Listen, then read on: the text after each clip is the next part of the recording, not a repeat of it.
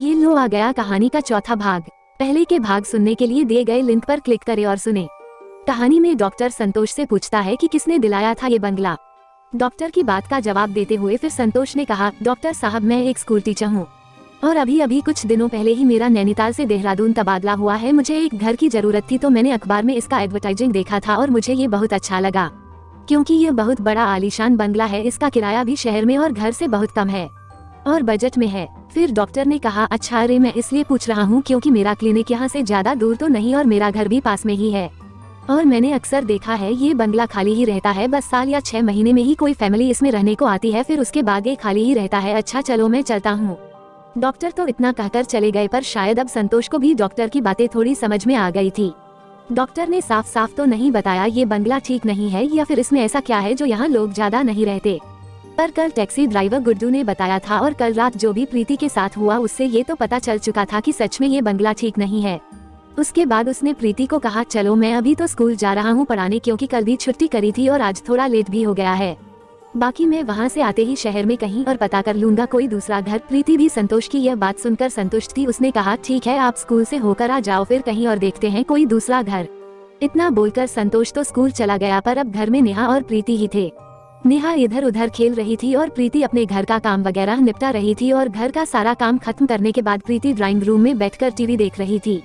TV में शायद कोई मूवी देख रही होगी, लेकिन चलती टीवी पर अचानक से जो कुछ भी प्रीति ने देखा उसके बाद प्रीति की आंखें फिर खुली की खुली रह गई और प्रीति की सांसें मानो थम सी गई हो, क्योंकि प्रीति ने जो कुछ भी देखा उसके होश उड़ना तो लाजमी ही थे, क्योंकि उसने देखा जो रात को कटे सर वाली औरत और उसके 2 बच्चे जो उसने अपने बेडरूम में देखे थे अब वो टीवी पर दिख रहे थे।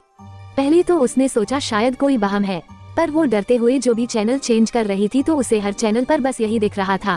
पर अभी तक टीवी में वो लोग बस दिख ही रहे थे कि तभी उसी टीवी से आवाज भी आने लगी। टीवी से यह आवाज आ रही थी, ये बंगला हमारा है और सिर्फ हमारा है, ये और किसी का नहीं हो सकता। ये हमारा बंगला है, यहाँ जो आता है वो बस मारा जाता है। प्रीति यह सब आवाज सुनकर बड़ी तेज उसी टीवी के सामने ही चिल्लाने लगी, कौन हो तुम, कौन हो, क्यों परेशान कर रहे हो हमें, क्या करा है हमने। लेकिन तभी उसी टीवी में से किसी के हंसने की आवाज तो कभी किसी के रोने की और चीखने चिल्लाने की आवाज आने लगी और वो बस लगातार एक ही बात कह रही थी, ये बंगला हमारा है और सिर्फ हमारा है। जो यहाँ इस बंगले को लेने आएगा उसे हम मार देंगे क्योंकि यह बंगला बस हमारा है। आवाज बहुत खतरनाक और बहुत डरावनी लग रही थी। तभी प्रीति चीखते हुए ड्राइंग रूम से बाहर निकल गई और नेहा को ढूंढने लगी। प्रीति की आंखों से बस आंसू बह रहे थे और लगातार रो रही थी। प्रीति के चेहरे की हवाया उड़ी हुई थी। प्रीति ने बाहर देखा तो बाहर कहीं उसे नेहा नजर नहीं आ रही थी। उसे अब नेहा पर बहुत गुस्सा आ रहा था क्योंकि उसने मना करा था उसे कहीं भी जाने से। तभी उसने सोचा शायद वो बगीचे में गई होगी, इसलिए वो भागते हुए गार्डन की तरफ गई, लेकिन गार्डन में भी कोई नहीं था। और फिर उसने बिना देर लगाए सीढ़ियों से भागते हुए तीसरी मंजिल पर पहुंची तो उसको साफ साफ आवाज सुनाई दे रही थी कि 2-3 बच्चे बात कर रहे हैं और हंस रहे हैं।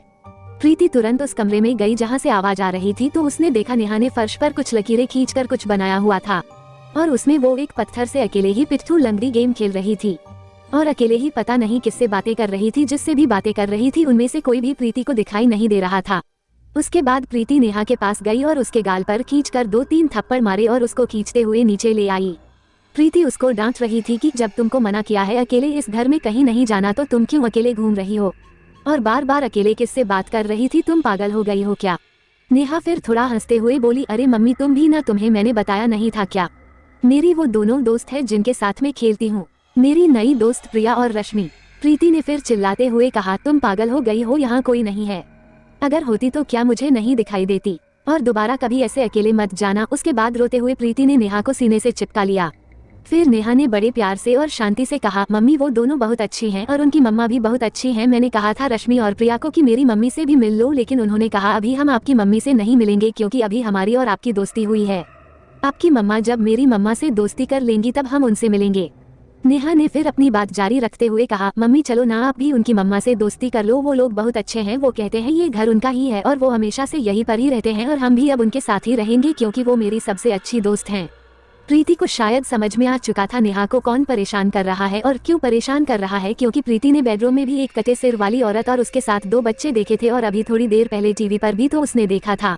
फिर प्रीति ने नेहा को कहा, बेटा अब हम यहाँ नहीं रहेंगे, हम अब किसी दूसरे घर में जाने वाले हैं। आज जब तुम्हारे पापा आ जाएंगे तो हम किसी दूसरे घर पर जाकर रहना शुरू करेंगे। ये सुनकर नेहा फिर जोर जोर से रोने लगी। नहीं मम्मी, हम यही रहेंगे, ये बहुत अच्छा घर है और रश्मि प्रिया भी बहुत अच्छी है, इन दोनों से मेरी फ्रेंडशिप हो गई है और उन लोगों ने कहा था कि अब तुम सब हमारे साथ हमेशा रहोगे, नहीं तो वो लोग बुरा मान जाएंगे, बहुत अच्छे हैं वो दोनों।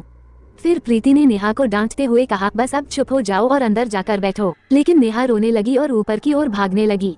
प्रीति ने फिर नेहा को बड़ी मुश्किल से पकड़ा और वो इधर उधर देखकर चिल्लाने लगी, कौन हो तुम लोग और क्यों परेशान कर रहे हो?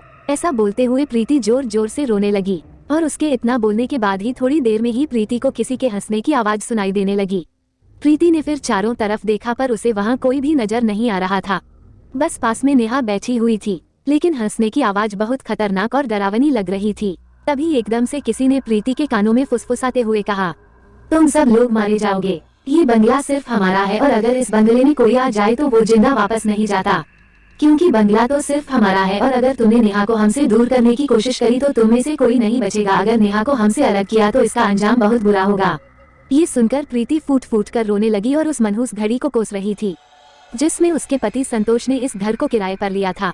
आज पूरा दिन प्रीति का इसी घटनाक्रम में बीत गया। प्रीति बहुत परेशान और डरी हुई थी और आज सुबह से ही उसने कुछ खाया भी नहीं था और न ही उसको भूख प्यास कुछ लग रही थी। और लगभग 2 बजे के करीबन दोपहर में संतोष भी स्कूल से वापस घर आ गया और घर में आते ही उसने देखा प्रीति अभी भी बहुत परेशान और दुखी थी। आज जो भी दिन भर से प्रीति के साथ हुआ वो सब उसने संतोष को बता दिया और संतोष भी अब समझ चुका था कि अब यहाँ से कहीं और जाना ही ठीक है, क्योंकि दिन ब दिन उसकी बीवी की हालत अब खराब होती जा रही थी, क्योंकि वो बस ऐसे ही अनाप शनाप और बेतुकी बातें कर रही थी। संतोष ने भी अब मन बना ही लिया था कि अब कहीं और घर लेना है। जब सुबह नेहा की तबीयत अचानक ही ठीक हो गई थी, इसलिए संतोष ने अपनी वाइफ को कहा, तुम अब टेंशन मत लो, हम आज या कल में ही कहीं और शिफ्ट होने की कोशिश करते हैं। संतोष ने इतना ही बोला होगा कि जहाँ पर ये दोनों खड़े थे तभी वहाँ छत का पंखा बड़ी जोर से नीचे गिरा, पर संतोष बाल बाल ही बचा होगा। अगर वो पंखा संतोष के सर पर गिर जाता तो वैसे ही संतोष का सर फट गया होता। ये देखते ही प्रीति ने कहा, संतोष ये बंगला बहुत अशुभ है, क्योंकि कल हम यहाँ आए थे और कल से ही सब बहुत अजीब ही हो रहा है। फिर प्रीति ने संतोष को वो बात बताई जो उसके कान में धीरे से आवाज आई थी कि अगर नेहा को हमसे अलग किया गया तो कोई नहीं बच पाएगा, तुम सब मारे जाओगे। अब संतोष भी समझ चुका था कि यहाँ रुकना अब बिल्कुल भी ठीक नहीं है, इसलिए उसने उसी दिन वाला अखबार फिर से देखा और जितने भी घरों के एडवर्टाइजिंग थे उन सबको देखा और बारी बारी से उसने हर एक एड पर दिए हुए फोन नंबर पर फोन लगाने की कोशिश करी। लेकिन आश्चर्य की बात तो ये थी कि उनमें से कोई भी घर अब खाली नहीं था।